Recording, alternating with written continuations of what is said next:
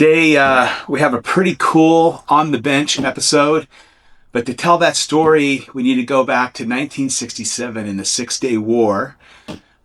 Israel and Egypt were going to town, and at the end of that, and Israel came out victorious there, but what they learned is that the current rifle that they were using, the FN-FAL, had a lot of issues in the desert environment. Now, to be fair, they had a conscript army, and they probably weren't doing the right amount of maintenance that they needed to do to keep that system up and running. So let me go get a quick prop real quick, and I'll be right back. Okay, so standing in for the FN-FAL that may have been used in Israel during that time, I have here a true Belgium FAL. It's a para. Pre-ban, and one of the prized collections or pieces in the collection that I have. So I'm going to use this as this is really the rifle that the Israelis were using, and they came up against, drum roll please, and for my stand-in on the AK-47, I have a Russian kit build here with a Russian waffle mag. This is an AKM. I don't know exactly what they were coming up against in that particular conflict, whether they had AKMs or maybe it was a Type 3 or something else, but it was something along this line. And of course, they're very reliable, and they were well suited to that desert environment because of the loose tolerances that they had. So they knew that they wanted something different. They knew that they wanted something different from the FAL, and they wanted something a little bit closer to this. They had captured a lot of AK-47s, and a team of IMI Galil and Yaakov Lior got together and started to play around with this mixture of weaponry and tried to think about coming up with something that was sort of a blend. And then they heard about Finland, and they heard about the Valmet. For the Valmet stand-in, I have an M76 pre-ban 5.56, but they really were intrigued by this particular weapon because they really felt it was a little more advanced than the AKM AK-47 and was better suited to what they were looking for. They thought it was a good blend of everything that they had. They were trying again to match what they had in the FAL, bring in some of the secret sauce from the AK-47, and they were intrigued by the Valmet, which was really, I would say, maybe everything the AK-47 should have been. The Finns had, re-engineered this, put a different sight block on it, made it something a little bit more robust and useful for their environments, and just sort of, let's just say for lack of a better word, upgraded the AK-47 while still keeping the operating system.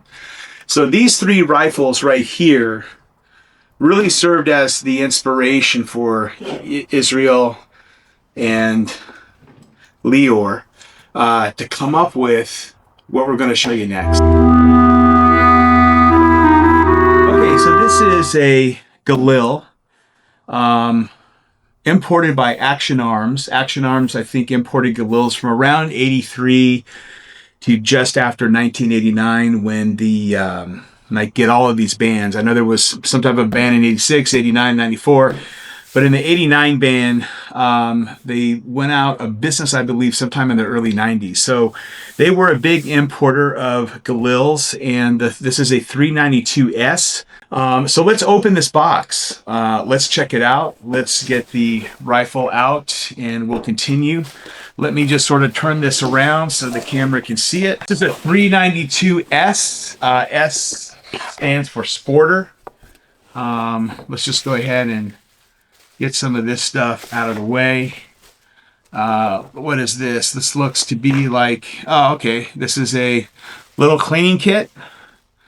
I don't know the exact age. I really couldn't find any definitive source of information. All I could really find on this is that most likely is probably towards the late 80s. In fact, I think based on and I'll show you guys in a minute, but based on the S and how the S is, this may be a variant that was caught actually on the boat. You've heard about that in the world of pre-bans, as rifles were coming over and the ban went into effect. They were sort of stuck in limbo. This may be one of those from some things that I've read, although I'm not sure. I have read that about 400 of these were imported into the US. Now I came across that on a auction site. I couldn't find any other supporting evidence for that. And you know how auction guys are, they want to make everything rare. So I don't know how many of these came in. The only number I could associate was 400. Maybe that's true, maybe it's not. All right, you've got a sling. It looks like you've got a little, a little 10 round or 12 round magazine there. And I think you've got some magazines here. Yep. And again, this rifle's chambered in 5.56. I think I've got some of the specs here. Let me just read off the specs for you guys real quick. Okay, 16-inch barrel, 1 in 12 twist rate. It's a solid milled steel receiver. You've got some wood. There were other variants and model numbers that had a polymer that came in. Hooded front, flip-up rear with titanium or tritium inserts. I think that's the stuff that glows. Side folding stock, bipod that's integrated, and a semi-auto long stroke gas piston. So that is the specs on this rifle. Let's get her out. It looks to be in immaculate shape. I don't believe it's ever been fired. And just first impressions are this thing is pretty immaculate. So let me go get the Valmet, because I think it might be interesting just to look at the Valmet and look at this. And I'll also get the Okay, we've got all the toys laid out. Again, I think certainly, to me, there's a little bit of inspiration in the grip. Some of the grip angle to me just looks a little bit familiar, but definitely the stock. I think they definitely like the stock that they were using. Now, again, I don't know if they were using Paris exclusively or what. I'm sure some of you do, but I know that this stock very much inspired the stock here. Let me move this to the side for the time being. And certainly right off the bat, you can really see the similarity of the rear sights. I mean, you know, on an AK-47, the rear sight is up to here. On this, it's definitely back on both. The one thing that the Israelis did, which is really interesting, is again, very AK-like. Again, the Valmet is very similar to the AK here. They also have a very similar sort of safety. And you'll also see the mag release. I mean, that's almost identical between the two of them right there. They've got a hooded front sight. They've got both a flip-up night sight. You can see here, and I'll show this in more detail, but you've got a flip-up night sight on both of these that are very reminiscent of each other. Although on the Galil, you've got this bigger sight for night sight that pops up, and I think you're supposed to flip your rear sight like that so you're able to see through versus having it up like that. So that's sort of cool. And I think where the Israelis made a slight improvement is on the charging handle. They sort of flip this up so you can really easily, you can come over the top and rack it versus always having to go like this. So you could come in and really sort of get a push on it, which is nice. And again, all these rifles have been cleared prior to filming, guys. So anyway, that's the Valmet. I'm sure there's some other similarities that I'm missing. I think the gas system here is very close to each other. And we'll be breaking this one apart for its initial cleaning and I'll show you the gas tube here. But the gas systems are very similar. They all come out of sort of one long piece. Again, the AK-47 sort of has that small gas tube that you lift up and take off part of the furniture. And so anyway, let's put the Valmet away, and we'll just take a closer look at the Galil here. Okay, so we've got the folding stock here. Okay, you got to push down. It's very much like the FAL that folds, and bring it back in like that. Safety up and down. Mag release. A nice feature here is it does have a nice sort of push. It angles out a little bit more. There's a carry handle, which is pretty cool. And then you've got these built-in bipods. And again, this thing was one of the big differences, of course, is the FAL was 308. The AK-47, of course, was 7.62 by 39. And, you know, at the time, coming into the early 70s, when this was really in full development, 5.56 was really starting to take hold, especially coming out of Vietnam. And so the Israelis were very much into the 5.56 round, in which they decided to chamber this in. So bipods are here. One of the interesting things here is that this bipod is actually a wire cutter. You can put a wire in there and cut wire. It's very famous. There's a bottle opener. I think I have a Instagram vid. I'll see if I can get it and play it, but you can actually put a bottle of beer in here. And the story with that is that the soldiers were using the lips of the magazine to open their beers, which was causing damage and, of course, making them not be as reliable. So they sort of built in these two hooks down here, which hold the bipod legs, and you can just put the top of a beer and crack it open. And out here on the range, we've got a nice diet root beer, and I'm going to crack it. And down here, we have a built-in bottle opener, just like that. This particular model has a, oh gosh, I always get confused. I think this is an A2 style flash hider. I think originally in the Israeli military version, it was a little bit different. Again, this is an imported version into the US. It does have a pistol grip, so it wasn't neutered. Although I can't really find a bayonet lug on it. So maybe that was part of the sporterization, but everything else looks almost exactly like a full military version. There is a scope mount cutout here. I've read where you can still get these to a day, but the challenge is that sometimes when you're trying to rack this charging handle, it can interfere because it puts the scope right up over there. Let me grab the handheld and we'll give you a little bit closer look at some of the markings on here. Closer look. Again, this is the wire cutter portion. You bring these bipod legs. Let's see, I've got the charging handle, but basically you can cut a wire. I think that would be pretty hard to do. I think that would be pretty hard to do with a rifle, but it's there. This is just giving you a little bit closer look.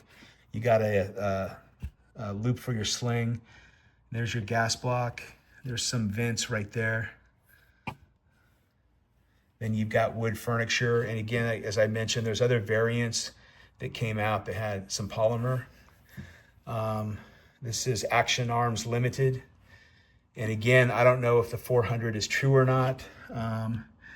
You've got, it's sort of hard to see here, but basically it says Action Arms Limited, Philadelphia.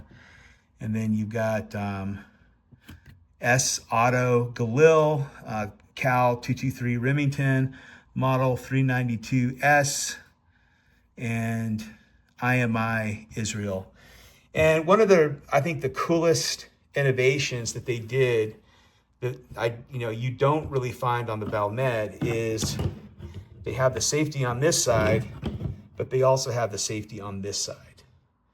So what's interesting is that this unique feature has survived into the modern day. Let's take a look. Okay, so this is my modern day Galil Ace Gen 2. it's the modern variant. This eventually evolved into the Ace Gen 1, and then now the company's at the Gen 2. This is chambered actually in 7.62 by 39, but you can see that this feature is still there to a day, and I've got the probably chamber flag and shit like that in here that's preventing me, but let's see if I can, yeah. So it just basically moves your safety on the other side, and I have to say, it's a great system when you're shooting, and you can just come here with your thumb and just move that back and forth. Really, really cool. And just something that I thought was super unique that goes all the way back into the 70s when they had the first gen of this ARM, which I think stands for automatic, what is it? ARM, automatic rifle machine gun. It's a little bit repetitive. And then they have the SAR, which is basically a cut down version of this. You can see a lot of people with parts kits on that to a day, which is actually a pretty cool looking rifle. So anyway, this is sort of the current generation of what it's evolved into. I know some of you may not like my camo pattern and stuff like that and the color scheme, but I just wanted something a little bit different. So anyway, we'll go ahead and put that one back. Then I'll just give you guys a look on the other side here. And again, pretty remarkable condition. Has a carry handle, which I think is a bonus. So again, I think if I had to guess, I'm going to say late 80s. It may have been caught on a boat. It retains most of its pre-ban features. Again, the only thing I couldn't find was a bayonet lug on it. And it does have this A2 style flash hider. But everything else looks to be all pre-ban feature sets. So again, if anyone's knowledgeable out there, it'd be great to get your perspective on it. Would love to hear. And again, I'm not an expert on all this and the history and everything. I would say, obviously Forgotten Weapons, Michiko, small arms, military arms channel. Those guys really know their shit, and they know the history down to the nitty gritty. And if you want to, really catch up on that, I would refer you to that. I'm giving you like the stupid hitchhiker's guide. One really cool story about the Galil is Israel Galil, the designer. He had a different name. I think it was Israel, but it was Balashnikov, if you can believe that, right? So they were going to name the rifle after him. And of course, you can't name a rifle the Balashnikov, especially when you have a, AK out there. So he changed his name to Galil. And I believe that Galil are some hills or some mountains in Israel, from what I can understand. So anyway, just a little side note there. And he and Yaakov Lior, again, throughout history, you always hear about the other guy, right? Sort of forgotten about, but he actually designed a lot of this. I know he was integral into the site and everything else. And, some of these guys get lost to time and lost to history. But again, as with anything, it takes a team to really make this thing happen. Okay, so we're at a point where I think we need to start to take her apart and see what we're dealing with inside. So this might be a little challenging. I don't think this thing's ever been... Okay, there we go. Wow. All right, this is the first time I'm seeing the inside, and it is very oily inside. Boy, that goes, oh boy, there's a lot of grease on this. Wow. All right. Oh man. Yeah, this is loaded with grease. Wow. Yeah.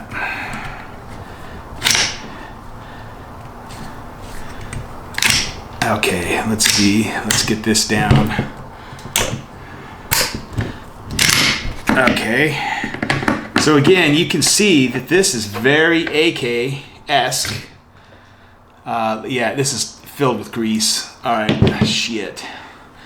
And this is that gas tube that I was talking about. You can see it's really different from the AK-47 if you're familiar with that. And it just sort of fits like right on. I've actually ordered another gas tube that it has a built-in pick rail. I want to see if it fits because I think it'd be cool to maybe put a little modern day optic on it. And there's the barrel. Maybe there's a date code on that barrel somewhere, so we'll take a look. All right, I want to show you guys a little bit more down in here. Yeah, we're definitely greasy, so I don't think this thing's ever been fired. I'll just see if you guys can see right there. And then I'm going to go ahead and, well, I was going to say I was going to go ahead and put it on the bench, but I think that I need to get some brake cleaner in this receiver. Join me back on the bench. I'm going to spray this thing down a little bit because it's going to take me some time to clean it, and we'll deal with it from there.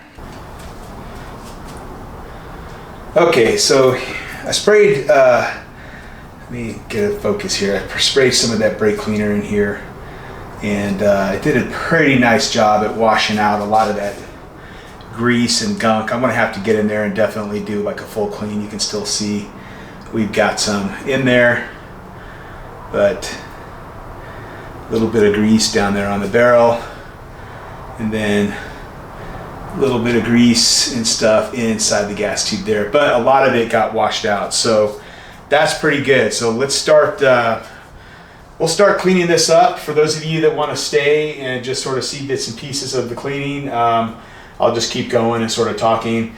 And for those of you that don't, thank you for joining. And I'm going to get this out on the range and we'll see if it'll fire. Okay, for tonight, I thought maybe we would, focus on the bolt. And this bolt is just caked in, oh my, it is just caked. Yeah, it is caked in grease. So I'm gonna go ahead and spray that down and be back in a few minutes to see if we can get this bolt going here. Yeah, this is very AK, very AK. So let's, and I know everyone will say, don't fire it, man, keep it pristine, but I don't know. In my collecting, not that I will fire a pre-ban a lot, but all my guns I like to fire, even like the more rarer ones I like to have some fun with. You know, you're only here for a limited amount of time.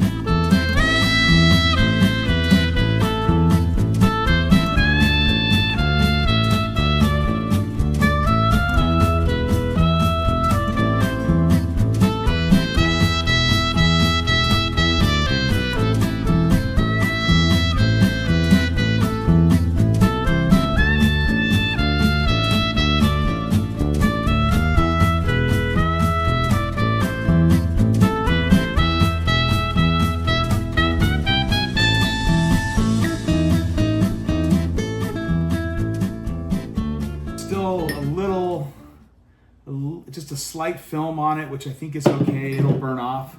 But it was pretty greasy. We got everything, I think, pretty good and looking pretty clean. I just want to check the firing pin. I want to make sure that's free of any grease, just in case. And we'll just sort of punch that out real quick. Okay, did not like my rubber, and there's the firing pin. Okay, I'm glad that I checked this. This is really coming out hard, man. Scheisse. All right, I'm gonna have to go spray this thing off and spray it down in here, but we've got grease inside of this. So anyway, reason why you always need to check this stuff. I mean, it could barely come out of there. So we'll go ahead and get this cleaned up.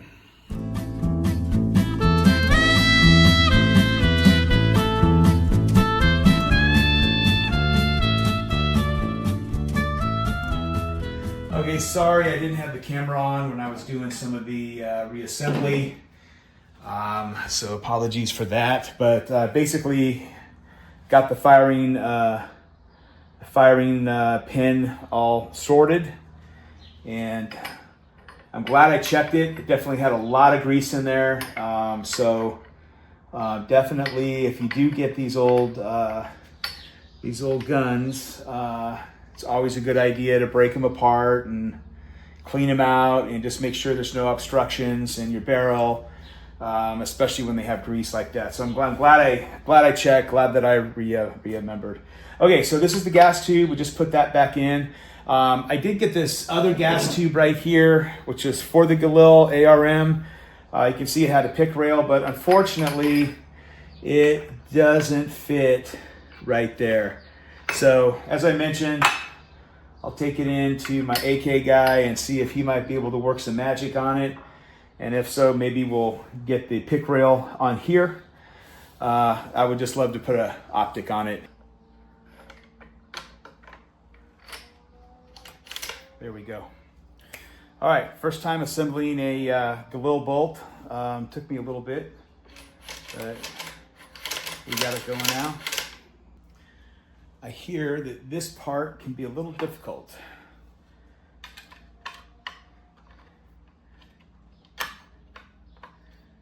Now, let me see. I read somewhere where people really struggle with this thing. And maybe you're supposed to leave it just a little bit out like that.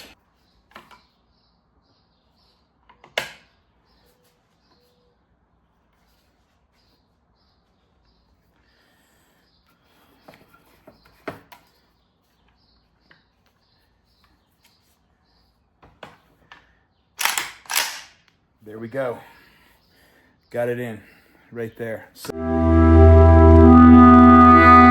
Okay, so we are done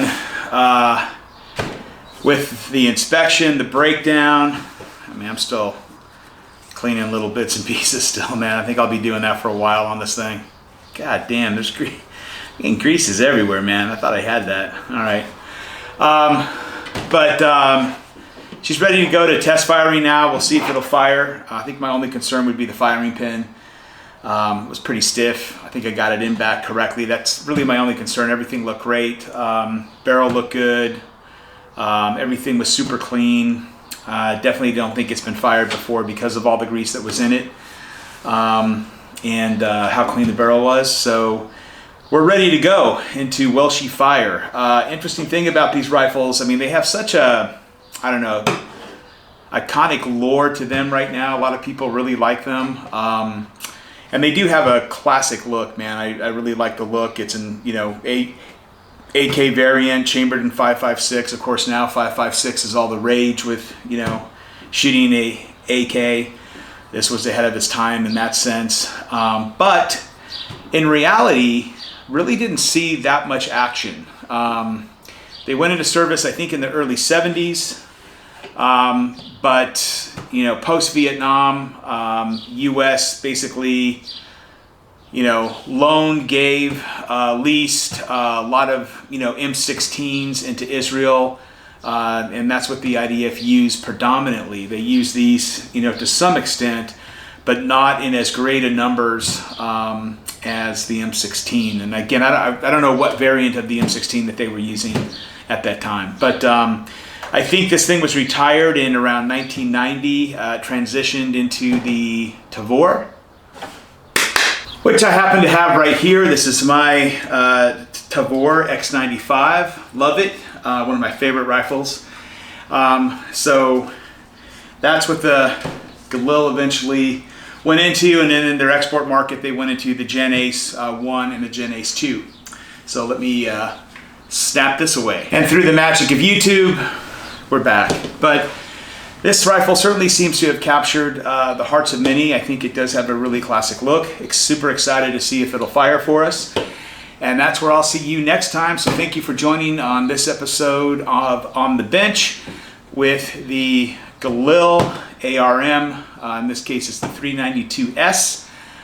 Pre-ban era, I think late 80s, but really beautiful rifle, beautiful specimen here. So with that, guys, thank you very much. We'll see you out on the range on Will It Fire.